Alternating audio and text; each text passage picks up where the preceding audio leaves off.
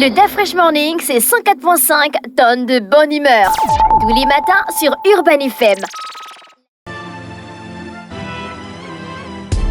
Vous êtes sur les 104.5 Urban FM, la station urbaine, et vous écoutez le DA Fresh Morning, le réveil matinal le plus de la capitale, sur la radio le plus de la capitale. On est avec Mosley. Mosley, bonjour. Bonjour DA Fresh, bonjour tout le monde, j'espère que vous vous portez bien. Bonjour René Ruté-Fallon. Voilà. René, tu ne te portes pas bien, non? Ça va. Réponds à Mosley. Mosley, ça va. Tu voulais manger le Réponds-moi. gros poisson. Bonjour René Ruté. Bonjour, Mosley. René n'est pas d'accord à cause du poisson. Tu n'es même pas au Capal. Peut-être même c'est pas une vraie Mais vidéo c'est du parce que Capal. je travaille. C'est parce que est-ce je que tu es sûr que travaille. le poisson là, c'est le vrai poisson? Il y a des gens qui sont là-bas depuis 4 heures, 5 heures, 6 heures, qui s'attendaient quand même à un bon poisson, de bon poisson. Est-ce que c'est un On dit mauvais la poisson? foire au poisson, tu vas faire C'est une quoi foire à au 4 poisson. heures? Tu veux quoi? Qu'est-ce que tu Poisson à vas y 800, faire à tu 4 Mais heures? parce qu'il y a t'attendais à quoi? beaucoup La de baleine? personnes. Tu voulais la baleine? Par exemple. Le requin Par exemple. va à la Seine.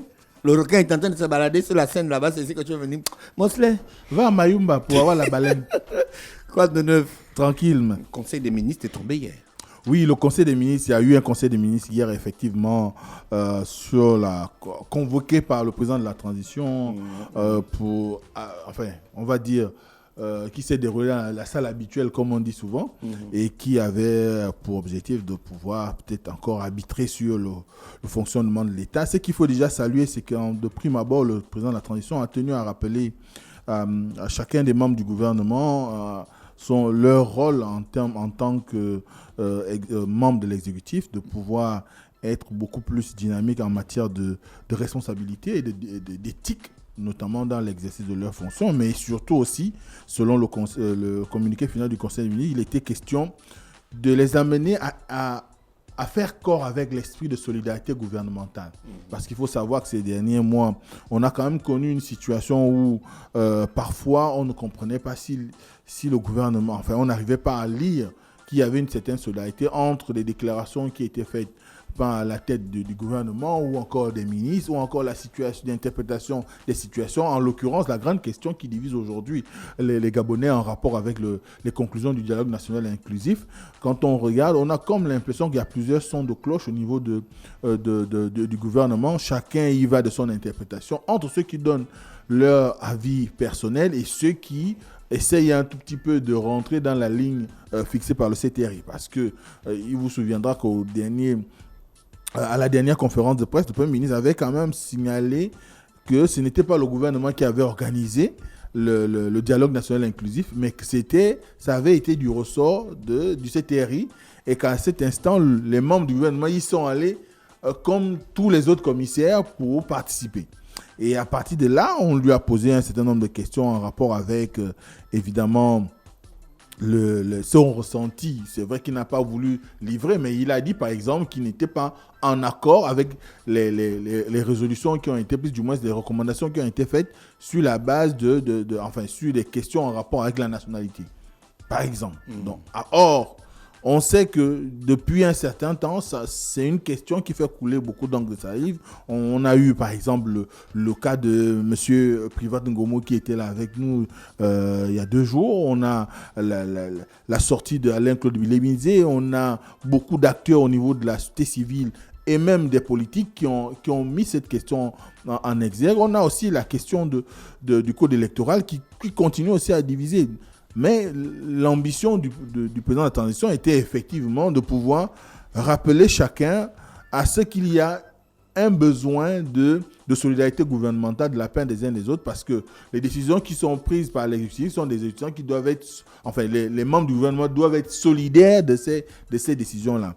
Et ensuite, on a noté qu'il y a eu beaucoup de changements ou d'abord pour beaucoup de propositions de loi. Je prendrai par exemple le cas du retour de la direction du contrôle et de l'exécution du budget qui revient au niveau du budget et des comptes publics, donc au niveau de la direction générale de la DGBFIP.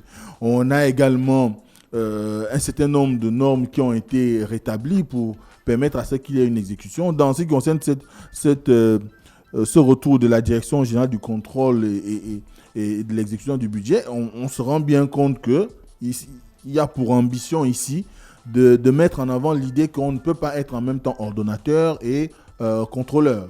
Parce qu'il faut savoir que la direction générale du budget et des finances publiques qui, selon la formule qui date de 2015, est devenue quand même une grosse mastodonte et qui ne laissait plus cours à ce qu'on ait cette distinction entre les missions dévolues à l'ordonnateur et ceux dévolus donc notamment à la direction générale du budget, mais également à la direction du contrôle de l'exécution du budget. À partir de là, il y a que la DGBF était devenue juge et partie. Donc, on a décidé de ramener à travers une proposition de loi qui va réviser la loi de 2015 pour permettre à ce qu'il y ait cette direction. D'ailleurs, les directeurs ont été nommés par la suite au cours de ce Conseil des ministres.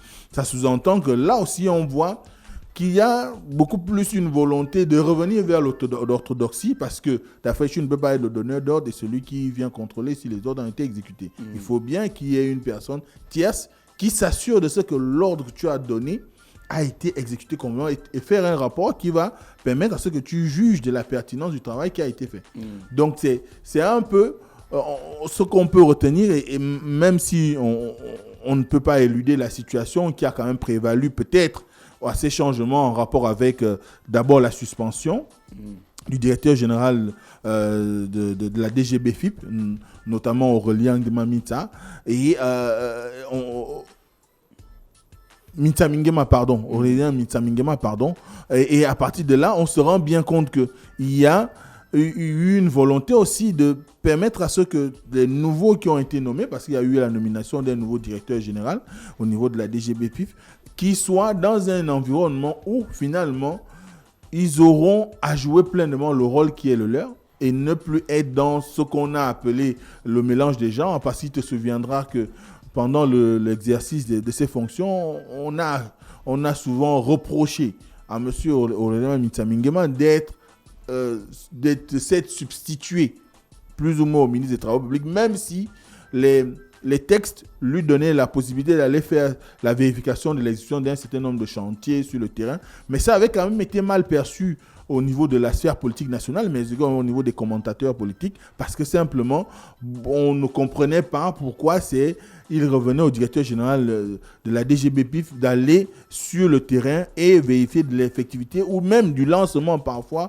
d'un certain nombre de chantiers. Donc, il y a tout cet environnement qui a, au cours de ce contexte, qui a été plus ou moins, on va dire, assaini, et on se rend bien compte que c'est peut-être, encore une fois, dans le souci d'une meilleure réorganisation de cette direction générale qui est quand même essentielle au fonctionnement de l'État et qui mérite d'avoir, du moins, de faire montre d'exemplarité et qui a besoin aujourd'hui d'avoir à sa tête des gens dont chacun pourra travailler en toute connaissance de cause, mais également et surtout en remplissant ces missions en fonction de ce que prévoient les textes. Donc, on va voir ce qui va en être du prochain exercice et peut-être les populations pourront vérifier qu'il y a eu des changements, notamment par rapport à ce qui a été reproché précédemment.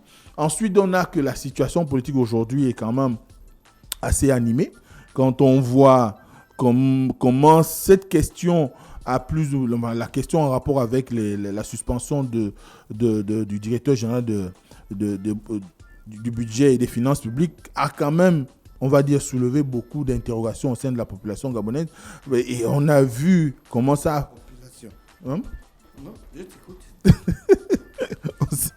Au sein de la population gabonaise, parce que pour beaucoup, on a eu un certain nombre d'informations en rapport avec un certain nombre de griefs qui lui ont été reprochés. Mais je crois qu'aujourd'hui, le président de la transition a pris la mesure de la situation.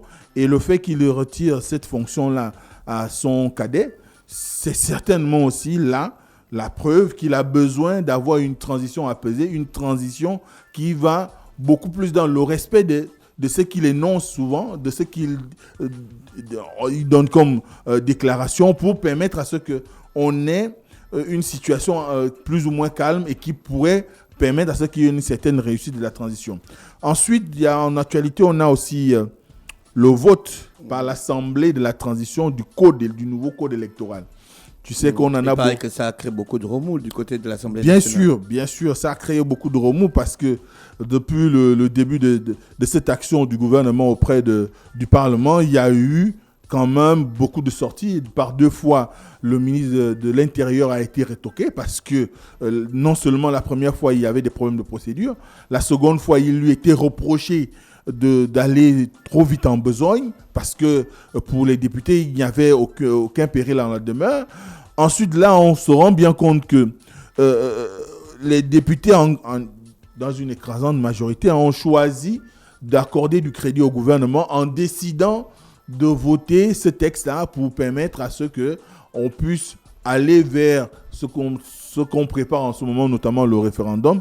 Bon, ben, ce qui est sûr, c'est que il y a aussi malgré ce vote, avec une forte majorité, il reste qu'il y a des gens qui continuent à dire que ce texte qui a été voté, du fait qu'il soit, du moins, il donne plus de prérogatives au ministère de l'Intérieur, sinon au ministre de l'Intérieur, en ce qui concerne l'organisation des scrutins électoraux dans notre pays, eh ben, il est, aux yeux de beaucoup, antidémocratique parce qu'on ne saurait comprendre qu'on est dans l'organisation, le ministère seul qui soit en main d'organiser des élections, alors que même les candidats ou les partis politiques qui pourraient investir des candidats ne pourraient même pas avoir droit à des représentants au sein des bureaux. Et cela laisse entrevoir beaucoup d'idées selon lesquelles il pourrait y avoir, là on rentre vraiment dans plus ou moins le conditionnel, il pourrait y avoir dans les prochains jours des situations qui feraient que les populations votent pour, par exemple, je parle le cas du référendum, si les populations sont en faveur du non, rien ne met personne à l'abri de ce qu'il y ait inversion des résultats pour dire que les populations ont voté oui.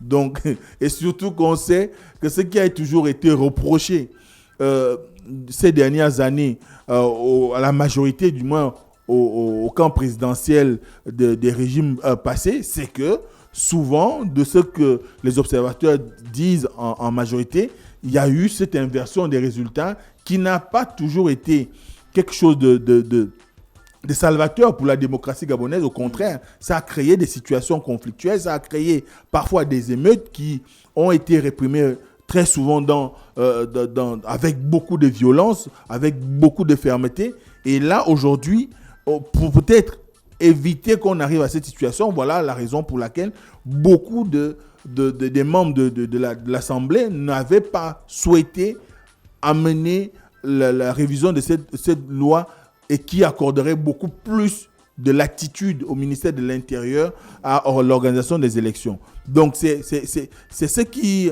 motive la scène politique aujourd'hui à tel enseigne. Quand on regarde de plus près, on a comme l'impression que finalement, beaucoup redoutent le fait que avec tout ce qui se passe actuellement, comme on va dire, entre griffes campagne, il y ait une situation où le ministère de l'Intérieur pourrait, au cas où le président de la transition se présentait comme candidat, pourrait valider son élection sans qu'il y ait la moindre contestation, sans qu'il y ait une situation qui ferait qu'on puisse arriver finalement à vérifier de la crédibilité du scrutin. Donc, c'est un environnement aujourd'hui qui est plus ou moins dominé par cette actualité et qui fait qu'on va regarder la suite, quelle sera la mise en œuvre de ce code électoral. Peut-être que le scrutin du référendum va permettre à ce qu'on puisse avoir déjà la première idée de comment les autorités actuelles entendent gérer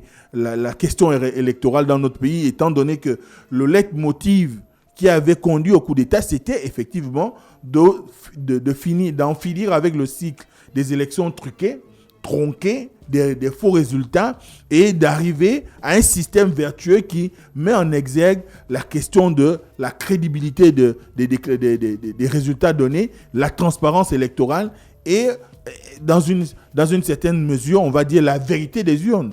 Donc, on est en droit d'attendre que le ministère de l'Intérieur parvienne à convaincre de sa bonne foi les Gabonais dans leur grande majorité, mais surtout les acteurs politiques qui sont au premier plan concernés par cette question et que finalement les élections qu'il y aura à organiser ne souffrent par la suite d'aucune contestation et qu'on soit dans une situation où finalement on va avoir une élection crédible, transparente et reconnue de tous, dont les résultats sont acceptés de tous les acteurs. Beaucoup de députés estiment que le ministère de l'Intérieur pourrait favoriser le candidat au pouvoir. Oui, c'est ça que je disais tout à l'heure, c'est que la crainte pour les parlementaires, c'est évidemment d'arriver à une situation où, au cas où le président de la transition se présentait comme candidat à la prochaine élection présidentielle de 2025, que le ministère de l'Intérieur fasse, par exemple, comme en 93, où on a vu, il y a un précédent dans le pays, où on a vu le ministre de l'Intérieur de l'époque, Antoine Boubou Miyakou, déclarer Omar Bongo vainqueur, alors que la compilation des résultats n'était même pas encore terminée, notamment pour la province de l'Est-Tuaire, où le gouverneur de la province de l'Est-Tuaire, Mme Pauline Ningon, qui est aujourd'hui sénateur ou député de la transition, avait contesté les résultats donnés par le ministre de l'Intérieur, et ce qui lui a valu une mise à l'écart de la vie politique. Et c'est ça que craignent certainement les députés aujourd'hui, ou les acteurs politiques. Pourquoi on n'en arrive plus à ce genre d'extrême où quelqu'un va décider en lieu et place du vote des électeurs d'issue du scrutin. Donc, on verra ce que ça va donner, mais n'empêche qu'aujourd'hui, moi j'ai pu lire par exemple le commentaire de Jean-Valentin Leyama qui estimait que c'était une situation qui allait dans le sens de la mort de la démocratie au Gabon. Et tu sais que de plus en plus ce qu'on craint, c'est qu'il y ait l'instauration d'un régime autoritaire, sinon totalitaire. Et Alain-Claude Bilizé l'a dit, on a également M.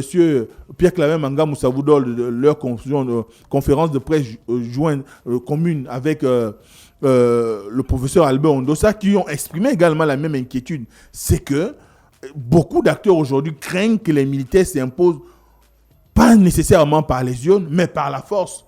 Parce que la force publique est quand même avec eux. Et à partir de là, beaucoup d'acteurs craignent que, à l'issue des différents scrutins qui pourraient être qui pourraient être organisés dans notre pays, les militaires finissent par s'imposer.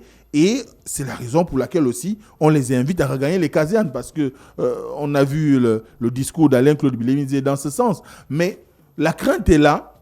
Il faut peut-être donner du temps et voir ce que va être la suite de la procédure, étant donné que le ministre de l'Intérieur semble suffisamment assez motivé pour organiser une élection libre, crédible et transparente. On verra s'il parviendra réellement à rendre ses lettres de noblesse au choix des Gabonais. Merci Mosley avec nous ce matin sur les 104.5 Urban FM, la station urbaine, le programme du week-end. Aujourd'hui, à l'émission Urban Free, on aura un tirage au sort en fin d'émission pour permettre à un auditeur de démarrer son week-end avec l'enveloppe de 50 000. C'est le 21 juin, la fête de la musique. Donc, bonne fête de la musique à tous les professionnels, à tous les artistes qui ont commencé il y a quelques mois, il y a quelques jours, on ne sait jamais. Et il y a aussi Créole qui normalement va faire sortir un opus aujourd'hui du côté du hype. Merci, voici l'horoscope des auditeurs. On vous souhaite de passer un bon week-end à l'écoute des programmes d'Urban FM et on se retrouve lundi à 7h. Chers auditeurs, voici votre horoscope de... Le DAF Fresh Morning, c'est 104.5 tonnes de bonne humeur. Tous les matins sur Urban FM.